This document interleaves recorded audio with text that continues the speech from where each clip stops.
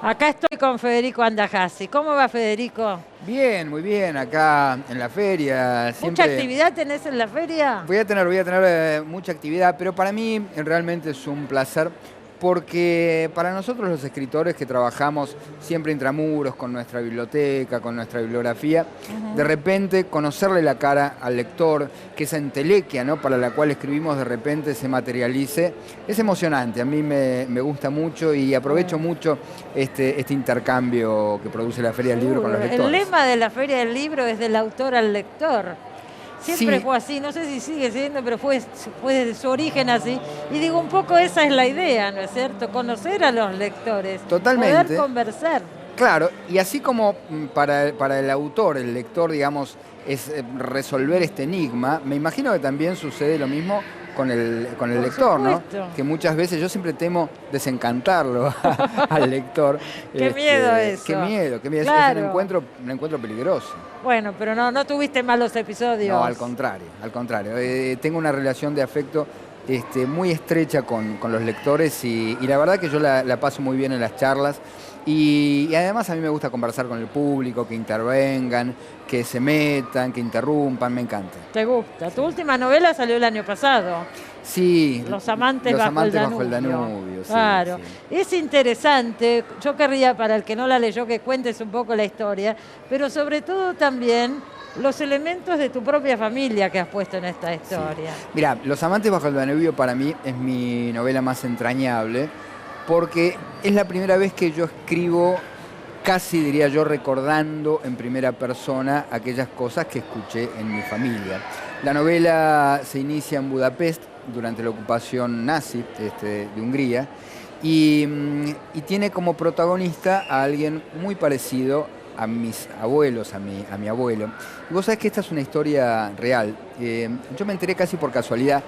Dentro de un libro que estaba en mi casa, me encontré con un recorte donde me entero que mi abuelo, que se llamaba Bela Andajasi, que era pintor, había obtenido el reconocimiento, una distinción de la Damia, de la Daia, por haber salvado judíos en Hungría durante la Segunda Guerra Mundial. Y yo siempre había querido conocer esa historia porque yo conocía solo ese ¿Qué te recorte. parece? Y mi Claro. abuelo nunca me había hablado de eso porque, viste, la gente que estuvo en la guerra evita hablar de la guerra y él había estado en las dos, en la primera y en la segunda.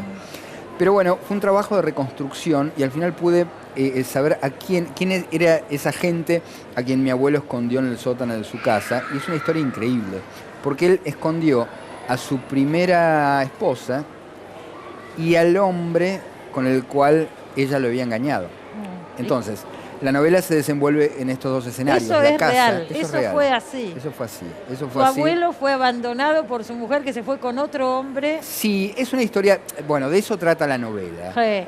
Él tiene la certeza de que ella lo engañó, pero entonces uno se pregunta qué es el engaño.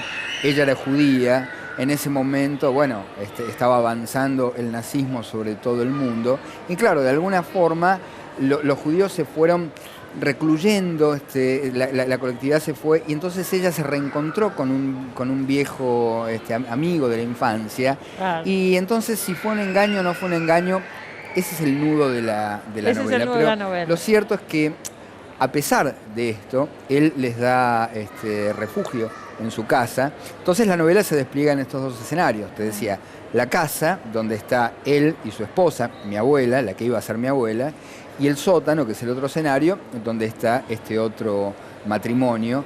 Y vos te imaginarás que es durísimo reconstruir lo que fue esa suerte de cautiverio, ¿no? Pero uno descubre bajo esas circunstancias que, que la esencia de la existencia pasa por las pequeñas cosas.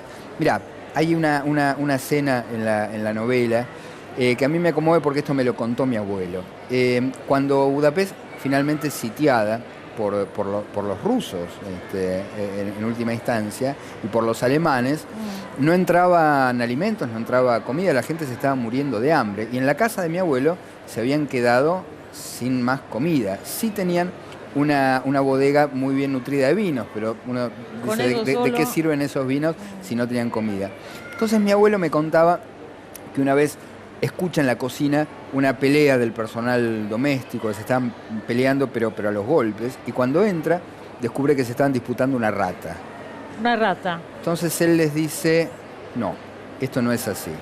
Lo sienta en la mesa y les dice, a mí me tocó comer rata en la Primera Guerra Mundial, no tiene nada de malo, de hecho es un alimento muy, muy rico y muy nutritivo.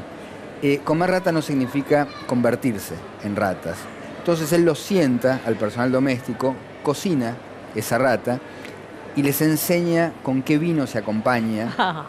Y él tiene el recuerdo de que esa fue la mejor cena de su vida, compartiéndolo con la gente que trabajaba y vivía en su casa. Él le preparó un manjar de rata y lo compartieron con un vino Tokaji húngaro. Y un poco esta es la esencia de la novela, cómo esas pequeñas cosas de la existencia son finalmente lo que justifica que uno quiera estar vivo cada día.